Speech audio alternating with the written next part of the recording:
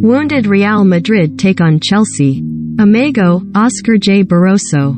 Carlo Ancelotti knows better than anyone how quickly things can change at Real Madrid.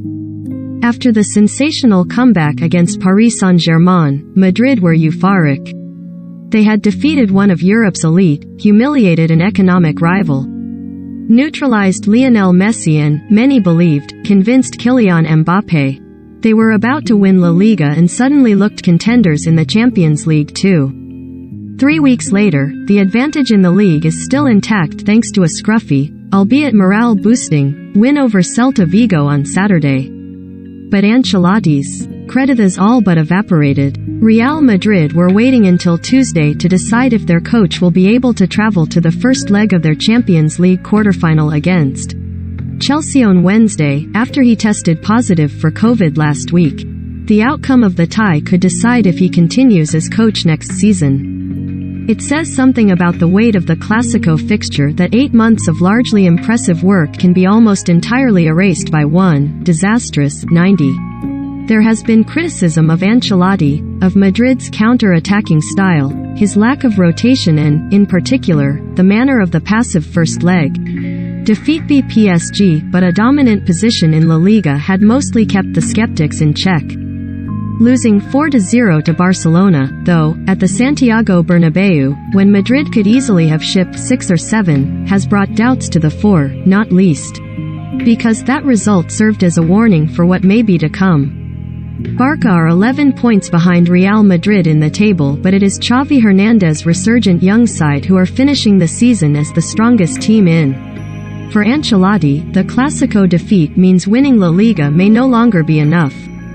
How they win the title, with 8 games to go, and how they fare against Chelsea will now frame how the first year of Ancelotti's second tenure is viewed.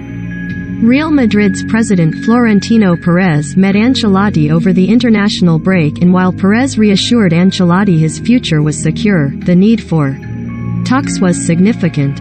When Ancelotti was sacked by Real Madrid in 2015, a year after winning the Champions League, he later admitted the moment he was told to meet Perez was when he first knew his days were numbered. Ancelotti's arrival last summer was a surprise for everyone, including Ancelotti and Perez. It was only a chance conversation between them that saw the idea floated and then quickly take shape. "It's happened fast," Ancelotti said at his unveiling. That contributed to the sense that this was a short-term appointment, one that could be curtailed without much fuss or financial penalty. If there is a parting this summer, it is unlikely to be bitter. With the league title as won, both parties would consider it a success. But Ancelotti's appointment was also perhaps a reflection of the market last summer, when there was a dearth of top coaches available.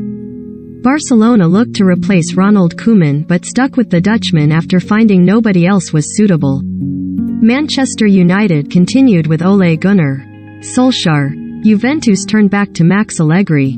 This summer, there could be more persuasive options, with Mauricio Pochettino expected to part ways with PSG. Erik ten Hag may be prepared to leave Ajax, and Raúl González, Real Madrid's legendary former striker, will have completed 3 years with the B team and could be ready to follow the path of Zinedine Zidane. Depending on the ownership situation at Chelsea, perhaps even Thomas Tuchel could be lured. Even if Chelsea's future is resolved and Tuchel reassured, his presence in this tie is awkward for Ancelotti, the German representing the type of younger, more progressive coach that Madrid have so far avoided but might need if they are to stay ahead of Xavi's Barcelona. A positive showing should be enough to convince Perez that Ancelotti is worth a second season, especially with Mbappé expected to join in the summer. Ancelotti has an enviable track record of getting the best out of top players. His work with Vinicius Jr., who currently plays in Mbappé's position, has been transformative. But defeat would leave Ancelotti vulnerable, compounding the Clásico loss at a time when his critics are gathering ammunition. He will know there is no margin for error.